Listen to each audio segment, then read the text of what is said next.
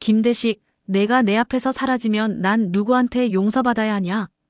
그 문장이 한무철의 입에서 새어나온 순간 밤 공기까지 멈춘 것 같았는데요. 규태가 남긴 편지 한 장, 이미자가 떨리는 목소리로 알려준 진실, 그리고 마당에서 고개 끄덕이던 김대식의 눈빛까지 겹쳐지면서 무철의 가슴은 조각조각 부서졌습니다. 분노로 살았던 시간이 통째로 죄로 바뀌어 버렸다고 느꼈고요. 손끝이 덜덜 떨렸습니다. 내가 친구라더니 칼잡이였네. 무철은 그렇게 중얼거렸는데요. 그날 밤 무철은 집에 들어가지 못하고 동네를 빙빙 돌았습니다.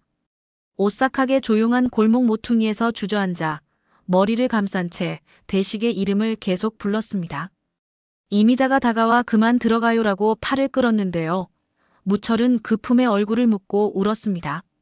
내가 사람 아니었네. 대식이 멱살 잡던 손, 어떻게 씻냐. 이미자는 말없이 등을 두드렸습니다. 그래도 지금부터 씻으면 돼요. 대식 씨한테 가서 무릎 꿇고 그 손으로 사과부터 해요. 그 말이 무철의 등골을 바로 세웠습니다. 그 사이 김대식은 집을 비웠습니다. 이해숙이 열린 서랍을 보고 그 자리에 주저앉았고요. 메모 한 장이 남아 있었는데요. 서류는 식탁 서랍, 내 짐은 창고. 미진아, 석진아, 아진아, 아버지 좀 쉬었다 올게. 미진은 그 종이를 손으로 구겨버렸습니다. 쉬긴 뭘 쉬어요. 도망치신 거죠. 석진은 누나의 손을 잡고 아버지 마음 알잖아. 우리한테 짐 지우기 싫으신 거야라고 낮게 말했는데요. 눈가가 빨갛게 물든 건 석진도 마찬가지였습니다. 무철은 이해숙에게 머리를 조아렸습니다. 나라도 찾아올게요. 내가 찾아서 무릎 꿇고 데려오겠습니다. 해숙은 차갑게 쏘아붙였죠. 당신이 무슨 낯으로요. 그래도 가겠다면 김대식 앞에서 울며불며 쇼하지 말고 제대로 사과부터 하세요. 그 말이 비수처럼 박혔습니다. 무철은 휴대폰을 꺼내 닥치는 대로 전화를 돌렸습니다.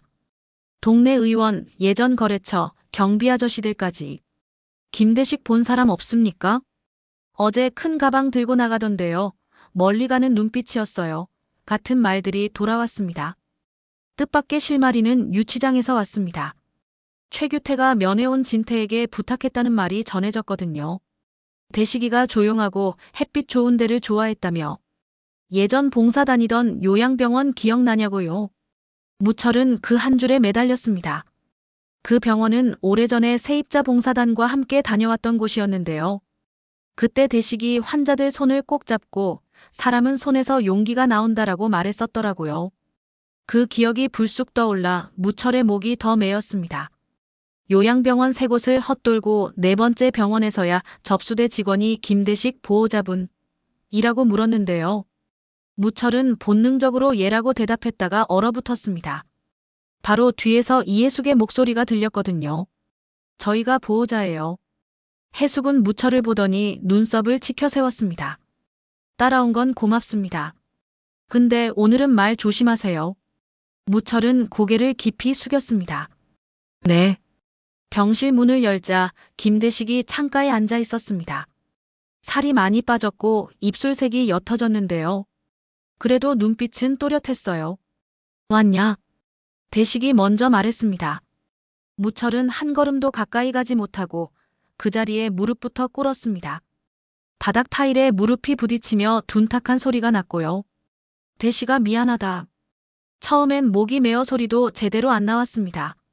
무철은 이마가 바닥에 닿도록 고개를 꺾고 말을 이었죠. 돈 때문에 눈이 뒤집혀서 내 마음을 계산했었네.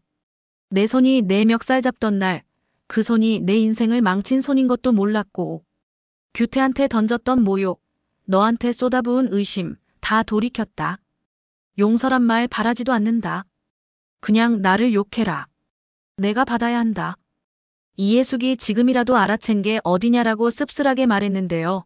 대식은 천천히 손을 들어 무철에게 오라고 했습니다. 일어나 앉아라. 무릎이 다치겠다. 무철은 고집스럽게 무릎을 꿇은 채로 대식의 손을 잡았습니다. 서 있을 자격이 없다. 대식은 피식 웃었습니다. 자격은 내가 아니라 내가 준다. 일어나라. 결국 무철은 벌벌 떨리는 다리를 일으켰고 침대 옆에 앉았습니다. 잠시 침묵이 흘렀습니다. 대식이 먼저 말문을 열었습니다. 무철아, 나 여길 왜 왔는지 알지? 짐 되기 싫어서 라고 들었어. 맞다. 미진이 간 맞았다더라. 근데 그 아이는 결혼했고 애도 있다. 그 애 앞으로 내 그림자 남기기 싫다. 석진이는 또 어리다. 아진이는 겉으로 괜찮은 척하지만 속은 바람 앞 촛불이다. 나 욕심 부리지 않고 정리하려고 한다. 무철은 자리에서 벌떡 일어나 고개를 저었습니다. 정리라니, 그 말 쉽게 하지 마라. 내가 떠나면 우리가 무엇으로 살아? 살더라. 사람은 슬픔으로도 산다. 다만 오래 걸릴 뿐이다. 대식이 담담히 말했는데요. 그 담담함이 무철의 심장을 더 후벼 팠습니다. 그때 미진과 석진이 도착했습니다. 미진은 병실 문턱에서 무철을 보자마자 울분을 터뜨렸습니다. 여길 왜 와요? 아빠 이렇게 만든 사람, 한무철 씨잖아요. 우리 집 문턱 넘지 말라고 했던 사람 아니에요? 석진도 차갑게 말했죠. 아버지 곁에서 눈물로 시간 쓰지 마세요. 실질적으로 하실 게 있으면 그거 하시고요. 무철은 고개를 숙였습니다. 맞다. 다 맞다. 근데 마지막이라도 제대로 사람이 되고 싶어서 왔다. 미진은 떨리는 손으로 가방에서 봉투를 꺼내 대식 앞에 놓았습니다. 아빠, 동의서예요. 제가 공여자 동의서 냈고 의료진이 준비하는 중이래요. 아빠 서명만 하면 됩니다. 대식은 봉투를 덮어 놓았습니다. 그 서명, 지금은 못한다. 왜요? 저한테 혹시 무슨 일 생길까 봐요? 아빠가 그 걱정하는 거 다 알아요. 근데요, 저는 이미 엄마이고 아내지만 그 전에 딸이에요. 딸이 아버지 살리고 싶다는데 왜 그 마음을 막아요? 미진의 말끝이 갈라졌습니다. 대식은 딸 얼굴을 오래 바라보더니 손등을 조용히 쓸어주었습니다. 그래도 내 마음은 그렇다. 내 인생에 흉터 남기고 싶지 않다. 이때 요양병원 복도에서 소란이 났습니다. 금옥이 임신부 보호를 위한 외출 허가서를 들고 찾아왔고 뒤이어 진태가 서류 봉투를 들고 나타났거든요. 진태가 대식에게 내민 봉투에는 규태에 잡힐 진술서 사본이 들어있었습니다. 대운빌딩 대출. 내가 꾸민 일 맞다. 그러나 한무철이 세입자들 앞에서 날 짓밟던 날 이후로 미쳐 있었다. 대식이는 죄가 없다. 대식이 대신 나 같은 놈이 마지막까지 벌받게 해달라. 이 문장들이 병실의 공기를 뒤집었습니다.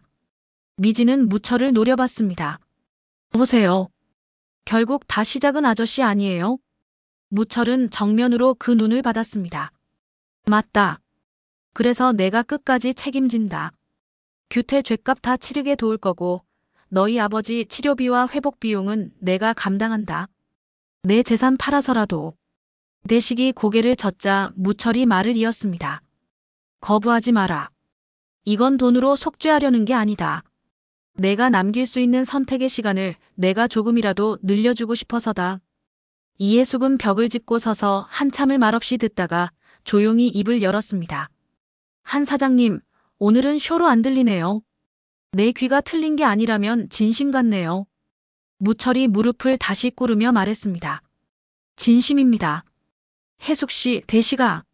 내가 못난 짓으로 사람 마음을 망가뜨렸는데 남은 날들이 얼마가 됐든 옆에서 등받이 하고 싶다. 허락해주면 좋겠다. 그날 밤 대식은 혼잣말처럼 과거 이야기를 꺼냈습니다. 너희가 모르는 게 하나 있다. 모두의 시선이 그에게 쏠렸습니다. 무철이가 예전에 빚독촉으로 목줄 잡혔을 때 있지. 그때 내가 비자금처럼 모아둔 돈을 한 번에 썼다. 그걸 무철이는 몰라. 내 이름 섞이면 자존심 더 상할까봐 숨겼다. 미진이 놀라서 눈을 크게 떴습니다. 아빠, 왜 이제야? 사람 마음은 복권처럼 한 번 터지면 끝나는 줄 알았는데 그게 아니더라. 우정은 숨겨놓으면 썩는다. 내가 그걸 늦게 알았다. 대식의 고백은 또 한 번 병실을 흔들었습니다. 무철은 자리에서 벌떡 일어나 눈물을 훔쳤습니다. 대식아, 나 그때 죽일 놈이었다. 내가 숨겨서 던져준 구명줄을 나는 내 실력이라 착각했네. 오늘부턴 매일 죄를 갚겠다. 새벽녘 대식의 호흡이 갑자기 불규칙해졌습니다. 간호사가 달려오고 산소가 연결되었고 가족들은 병실 밖에서 손을 맞잡고 떨었습니다. 이때 또 한 번의 갈림길이 찾아왔습니다. 의사가 보호자 동의를 구했습니다. 상태가 가파르게 떨어졌습니다. 이식 결정, 늦추기 어렵습니다. 미진은 눈물을 닦으며 즉시 하겠습니다라고 답했는데요. 대식은 고개를 저었습니다. 미진아, 나 아직 마음 준비가 안 됐다. 석진이 복도를 서성이며 속삭였습니다. 아버지, 제발요. 우리한테 시간을 더 주세요. 그 시간 안에 제가 방법 찾아볼게요. 이예숙은 대식의 손을 꼭 잡고 울었습니다. 여보, 우리 한 번만 더 욕심 부려봐요. 가난하게 살아도 좋으니까 같이 살아봅시다. 무철은 문틀을 붙잡은 채 차마 말을 잇지 못했습니다. 마음 한구석에서는 지금 당장 미진에게 맡기자는 외침이 들렸고 다른 한구석에서는 그 아이 인생을 또 한 번 흔들 수 없다는 두려움이 맞붙었거든요. 오래 버티던 무철이 끝내 입을 열었습니다. 대식아, 내가 결정을 미루면 내가 욕먹어도 된다. 대신 내 말 하나만 들어라. 내가 떠나면 미진이 평생 자신을 탓한다. 혜숙 씨도 석진이도 아진이도 다 무너진다. 너 때문에가 아니라 너 없어서. 대식이 천천히 눈을 감았다 뜨더니 무철을 똑바로 보았습니다. 그 말 흉하네. 근데 맞다. 그가 작은 목소리로 덧붙였는데요. 그래서 고민했다. 그새 금옥이 대식의 옆에 섰어요. 대식 오빠, 저도 아이 때문에 하루하루가 무서운데요. 그래도 오늘은 살겠다고 마음먹었어요. 안 무서워서가 아니라 무서워도 붙잡아 보려고요. 대식 오빠도 오늘은 붙잡아봐요. 금옥의 말이 아프게 박혔습니다. 규태가 보낸 짧은 메모도 도착했는데요. 대식아, 내 죗값 치르는 동안만이라도 제 몫의 숨을 내게 준다고 생각할게. 부디 나 갈 때까지 기다려줘라. 결국 대식은 서류를 다시 펼쳐들었습니다. 좋다. 단 조건이 있다. 모두가 숨을 멈췄습니다. 미진 대신 다른 공여자를 끝까지 찾아본다. 가능성이 조금이라도 있으면 그쪽으로 간다. 없다고 확인되면 그땐 미진에게 맡기겠다. 대신 그 결정에 대해 평생 누구도 미진을 탓하지 않겠다고 여기서 약속해라. 미진이 먼저 손을 들었습니다. 네, 아빠. 저는 아빠 때문에 하는 거예요. 누가 뭐라고 해도 후회 안 해요.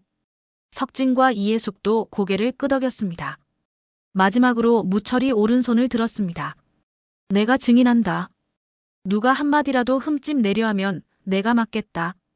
의사가 고개를 끄덕이며 응급 대기 절차를 준비하는 동안 무철은 병실 밖으로 나와 전화기를 붙들었습니다. 오래된 건물 하나를 급히 매물로 내놓고 관리 소송 중인 사건도 합의를 제안했어요.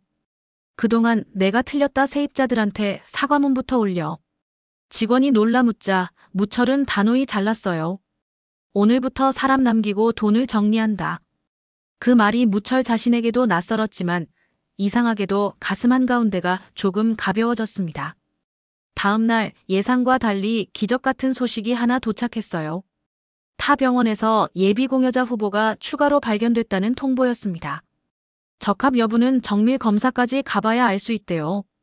가족들은 동시에 안도의 숨을 내쉬었고 미진은 긴장이 풀렸는지 의자에 앉아 한참을 울었습니다. 대식은 그런 딸을 바라보며 떨리는 손으로 머리칼을 쓸어 넘겼습니다. 기적이란 게 꼭 하늘에서만 오는 게 아니네. 우리가 버틴 시간에서 나오더라. 그리고 밤, 대식과 무철은 둘만 남아 오래 묵은 말을 털어놓았습니다.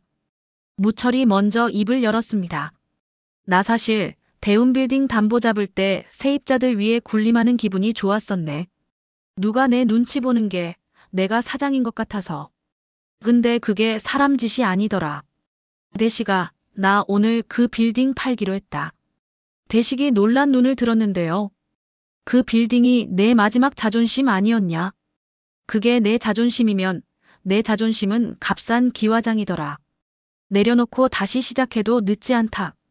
내가 오늘 살아보겠다고 서명한 것처럼 나도 오늘 사람으로 살아보겠다고 서명한다. 대식은 한동안 말이 없었습니다. 그러다 아주 조용히 말했죠. 고맙다 무철아. 내 친구 맞네. 그 한마디에 무철은 또 울컥했는데요. 이번 눈물은 부끄러움보다 다짐에 가까웠습니다. 며칠이 흘렀습니다. 예비공여자 검사가 본격화되고 대식의 컨디션 관리도 체계적으로 조정됐습니다. 석진은 출퇴근길에 매일 병원을 들렀고 아지는 손편지로 아버지에게 아빠가 없는 상상은 안 하기로 했어요 라고 적었습니다. 미지는 공여 후보 절차가 진행되는 동안에도 체력을 유지하려고 새벽마다 조용히 운동을 했는데요. 그 모습을 본 이해숙이 그만해도 된다라고 말하자 미지는 웃으며 답했습니다. 엄마, 혹시 모르니까요. 우리 집은 늘 혹시가 찾아왔잖아요. 이번엔 혹시가 좋은 얼굴로 왔으면 좋겠어서요. 규태는 유치장에서 진태를 통해 여전히 반성문을 보내왔고 금옥은 검진 때마다 초음파 사진을 복사해 대식에게 전했습니다. 작은 점이 손가락처럼 흔들리는 사진을 보며 대식은 웃었습니다. 저 작은 게 우리 모두를 붙잡네. 무철은 그 옆에서 낮게 덧붙였죠. 맞다. 내 손은 이제부터 잡아주는 데만 쓴다. 그러던 어느 날 밤 생각지도 못한 전화가 왔습니다. 예비공여자 후보의 간 수치가 예외적으로 좋아 이식 가능성이 높다는 중간 결과였습니다. 모두가 숨을 크게 내쉬었는데요. 그 순간 대식의 얼굴에 복잡한 그림자가 스쳤습니다. 고맙긴 한데 미진 마음은 어떡하지? 미진은 환하게 웃었습니다. 아빠, 전 정말 괜찮아요. 아빠가 살아계시면 그걸로 좋게요. 제가 해도 좋고 다른 분이 해주셔도 좋아요. 중요한 건 아빠예요. 그 말이 병실을 한 번 더 눈물로 적셨습니다. 이제 남은 건 최종 판정과 일정 조율뿐이었습니다. 밤이 깊자 모두 자리를 떴고 병실엔 대식과 무철만 남았습니다. 대식이 창밖 어둠을 보며 말했습니다. 무철아, 사람 인생이 참 우습다. 젊을 땐 돈 때문에 친구를 잃고 늙어서는 친구 때문에 돈을 버리네. 무철이 웃었습니다. 그래서 결론은 간단하더라. 친구는 살리고 돈은 보내고. 대식이 고개를 끄덕였습니다. 그 말, 오늘은 참 좋다. 그리고 한동안 고요가 찾아왔습니다. 무철은 조심스레 물었습니다. 나 정말 용서받을 수 있나? 대식은 한참 생각하더니 이렇게 답했습니다. 용서는 결과가 아니라 과정이더라. 오늘처럼 옆에 앉아있는 일, 내일도 같은 자리에서 손 잡아주는 일, 모레 또 같이 웃는 일이 쌓이면 언젠가 우리 둘 중 한 명이 먼저 잊는다. 누가 먼저 잊든 그게 용서다. 무철은 고개를 숙였습니다. 그럼 내일도 모레도 앉아있겠다. 내가 싫다고 쫓아낼 때까지.